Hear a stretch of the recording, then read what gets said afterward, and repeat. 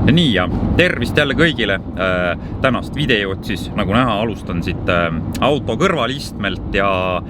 proua ka just mainis, et Ivo on võimas ja võimsad nii-öelda siis aurud käivad üle pea ja tänane video teema siis tulebki sellest, et miks Ivo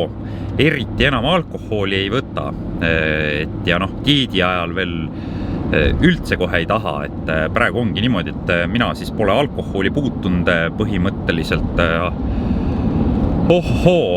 kui kaua, oskad sa öelda, aasta algusest kuni naistepäevani, siis me võtsime mingi väikse likööri, on ju, ja peale seda nagu ma pole mitte midagi võtnud, et see aasta siis nüüd oli teine kord minu jaoks alkoholi võtta, mis siis 5 kuu jooksul on ju. Ja noh, ongi selline lugu, et jah, panen siis need teemad kirja ja räägin ära siin, et noh, esiteks ongi see kõige hullem, et eile siis kella 3-ni tegime nagu sauna ja värki ja Ivo võttis endale liitrise rummi, millest ära ma jõin umbes 300 või 350 milliliitrit, on ju. Ja see ülejäänud jäigi mul ilusti sügav külma lihtsalt seisma ja rohkem mul seda alla eriti ei läinud ja noh, ma siin olen dieedil ka hetkel ja ma pidingi nagu noh, lubasin nagu endale, et kui ma saan 10 kilo maha, siis ma endale natuke midagi luban, on ju. Ja et võtan siis väikse terava või, no ja nii ma siis tegin ka, et tegelikult mul on juba 11 kilo maha võetud ja ongi niimoodi, et tuli lihtsalt selline isu, et okei, teeme täna sauna ja võtame veits jooki ja noh, vahepeal ju võib, et päris karsklane ei pea ka ju olema terve elu, et jah, midagi erilist ei olnud, väsinud olin õhtul juba, lapse saime magama alles, ma ei tea, mis kell seal 12 on ju, noh, ja mis sa seal enam väga võtad, et trenn oli ka juba tehtud, mul oli kuskil seal 45 minutit aeroobset tehtud, päev otsa oli ringi kõndimist, et 10 000 sammu veel pluss jõutrenn, et ma õhtuks olin ikka suht laip omadega. Ja selle alkoholiga siis ongi niimoodi, et mul käivad ikka räiged aurud veel üle, et täna on, kell on siin kohe 2 saamas, on ju. Ja ma lihtsalt ei saa kaineks, täitsa lõpp, noh, ja mingi 350 milliliitrit alkoholi, see on nagu nali tegelikult, et mul on tuttavaid, kes kuradi joovad näkku seal 700 ära ja liiter ja kurat, nad on järgmise päeva õhtuks, tead, või noh, seal mingi, ütleme 8 tundi hiljem, tead, istuvad juba rooli ja võivad sõita, et ja minul on niimoodi, et mina saan ülejärgmise päeva hommikuks siis nagu alles sirgeks peaaegu ennast, et ja noh, siis ongi veel niimoodi, et see halb tunne nagu jätkub, et ma nagu tunnen ennast väga halvasti kuskil mingi ikka mitu päeva, et oleneb kogustest, et nii palju kui alkoholi võtan, nii halvasti ma ennast tunnen ja siis ütleme, et dieedi ajal on veel eriti hull see, et lööb seal kaalu ülesse vahepeal kohati ja siis see energiapuudus on jõhker ja igasugu halvad asjad reas, et jah, miks ma enam nagu alkoholi võtta ei taha, et ei saa jagu sellest joogist kuidagi, jah. Ja nooremana oli see asi ikka väga lihtne, et ei olnud üldse probleemi nagu selle kaineks saamisega ja edasi joomise ja millega iganes, on ju, et peod ei piirdunud siin 1 päevaga, on ju, ja 1 õhtuga, et aga nüüdses juba vanuses, jah, on nii, et enam kuidagi ei kanna härra Ivo seda alkoholi asja ja noh, ütleme nii, et kui keha ei kanna, siis noh, see ja noh, minu elustiil on ka see fitness, on ju, et siis nagu ei tahagi ära rikkuda enda seda progressi ja noh, nüüd ma ju tean, et ma lähen jõusaali näiteks esmaspäeval ja kolmapäeval ja mul ikka veel annab tunda see ja mul need raskused ei liigu, isegi kui nad liiguvad, siis mul on kohutavalt nagu halb olla, meel on mõru, siuke ei ole hea tunne, ma ei ole hea meelega ilmselt seal jõusaalis, et noh, ma ei teagi ja mis siis veel on, et täna ma ennast veel nagu halvasti üldse ei tunne. Mul on nagu veres kõik see asi veel ja ongi, et mul isegi ei ole söögiisu, et mul on taastumiseks vaja on ju siin valku, õigeid süsivesikuid, rasvasid, mul on toidud kõik valmis pandud ja ma lihtsalt ei taha võtta neid sealt külmkapist ja ma ei taha süüa teha. Mul nagu ei ole isu mitte millegi jaoks, et ma pigem istungi pool päeva söömata ja ei söö mitte midagi ja see on juba see teine probleem, mis tekib, et mul söögiisu kaob järgmiseks päevaks ja ongi see, et praegu ma suudan ainult mõelda siin friikartulitele ja mingile siuksele toidule, et ma ei imesta, kui ma siin proua ära räägin ja võib-olla lähme võtamegi rämpstoitu ka natuke kuskilt või mitte rämpstoit, aga halbade makrodega siis siukest patupäev, jah. Kus ära küll ei ole ammu saanud. Ja ongi, et vahest võib, et kord siin 4 kuu jooksul kuskilt kiirtoidu kohast natuke midagi näpistada ei tee paha, on ju. Eriti kui väga isu on. Ja mul ei olnud sellest nagu plaanis videot teha, aga selles suhtes ma jällegi mõtlesin, et oleks nagu väga hea teema, et äkki paneb jälle kellegi mõtlema natukenegi. Ja täna on siis, eile oli laupäev, siis kui me võtsime, saunatasime, täna on pühapäev. Täna siis on need sümptomid, et süüa ei taha, väga hea tuju ei ole, teha midagi ei taha, mitte midagi ei viitsi. Nagu täitsa lõppe, ma imestan, et ma võtsin kaamera kaasa ja videot teen üldse, aga muidu ma ei viitsi mitte midagi teha. Vastik laisk on olla, siuke ma ei tunne ennast äragi. Nii, ja tõmban siin kodustes mugavustes siis videole lõppu ilusti. Täna on siis möödas juba 4 päeva sellest, kui Ivo siis vägijooki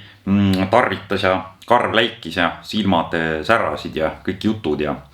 ütleme siis nii, et ma räägingi sellest, mis siis vahepeal juhtus, on ju, kuskil, mis ta siis oli, esmaspäev ja teisipäev oli niimoodi, et esmaspäevaks keha oli suht šokis, tõmbas kilo juurde, ehk siis täpselt 92,9 pealt 94,1, nii. Ja teisipäev hommikuks siis oli veel hullem. Kaal oli kuskil 95,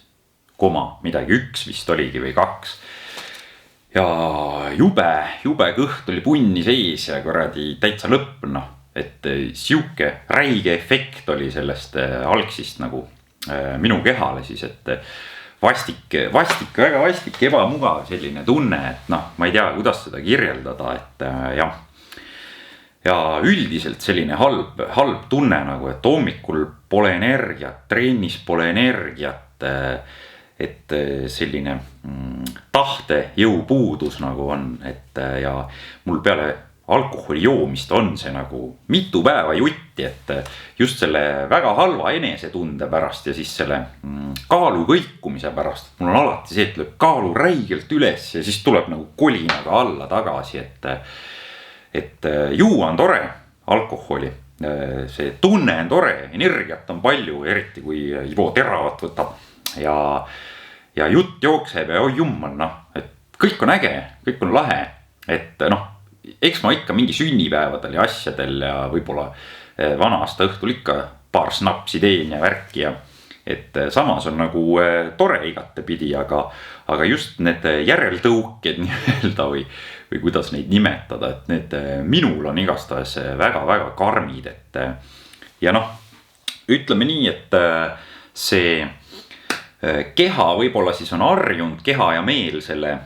fitnessi elustiiliga siis ja ütleme, et muidu ju hormoonide tasakaalule ja siis sellele nii-öelda meeltele ja ma ei tea kõigele on see toit nagu tegelikult hea, et kehale meeldib ju see toit on ju, et need valgud, rasvad, kõik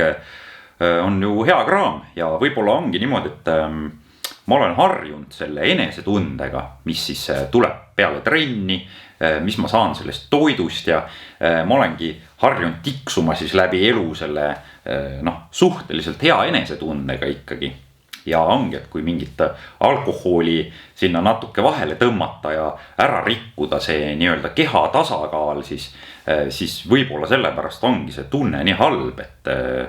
kuidagi Ivo on ennast ära hillitanud, on ju, et võib-olla inimesed, kes on sellised kirglikud sportlased ja võib-olla nad teavad, millest ma räägin, on ju. Et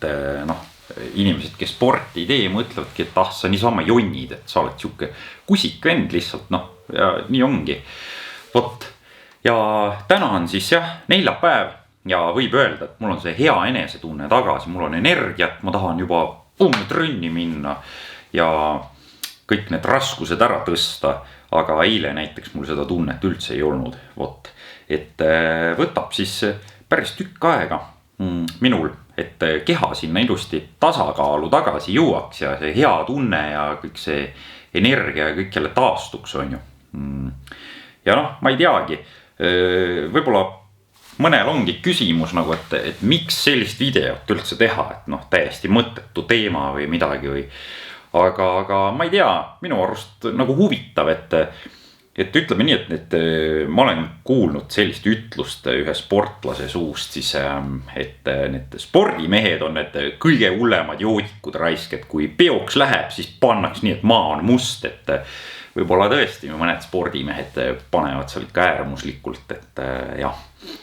Ja ongi nii, et keegi ei räägi ju tegelikult näiteks fitnessi maailmas sellest, et panime tina ja panime jooki ja kuradi kõik ju Instagrami postitused ja asjad on see, et oi, vaadake minu biitsepsit ja vaadake mu võistlustel saavutatud karikat ja aga sellest, et mõned on näiteks panevad narkootikume,